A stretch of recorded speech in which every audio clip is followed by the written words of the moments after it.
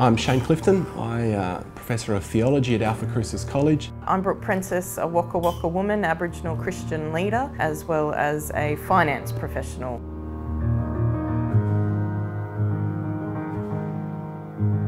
I guess we're not just two randoms that have been thrown together. I'm very grateful for the friendship that you and I have. There's some irony that they've gotten us together. I mean, we know each other, we've known each other for some time, but we're looking at a passage on mourning, and of course, it's the person with a disability in the Aboriginal culture. And look, people with disabilities actually don't spend most of their time mourning. They live great lives, and I'm sure that's true for Aboriginal people as well.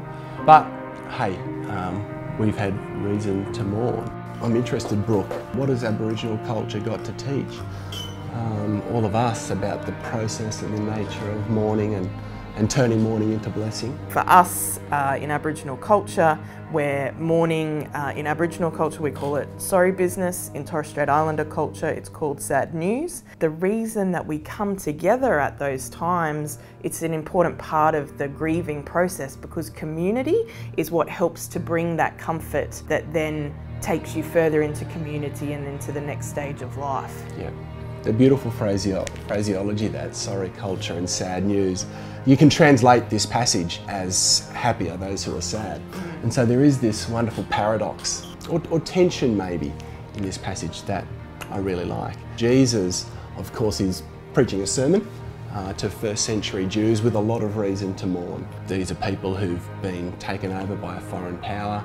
These are sick and disabled people who have been judged by the society around about them as though their suffering is their own fault. When you give the historical context of the text, very much sounds like the history of Australia. But when we look at the last 200 to 250 years, it's real and tangible for us, and we can see those similarities. So these are real life stories for us. You can go from a wonderful celebration to tragedy in the next day, and God promises to be there in all of it.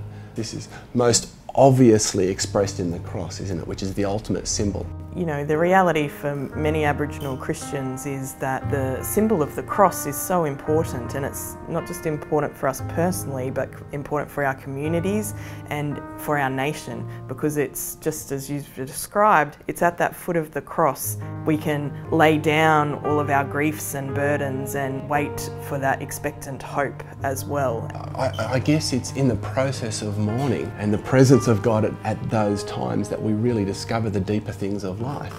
That somehow loss and death and injury and sickness, they're the things we spend all of life trying to avoid, and sometimes when we're going through them we think, where are you, God, in the midst of these processes?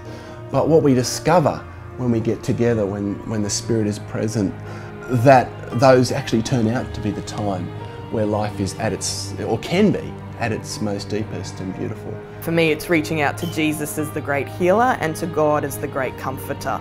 And you know, it's a very amazing position as an Aboriginal Christian leader to be able to bring that to your community as well, that you know, Jesus walks with us each and every day. Happy are those who are sad, for they shall be comforted. The wonderful paradox of the gospel and the cross itself, that right at the centre of Christian faith is a cross where there's both mourning and new life.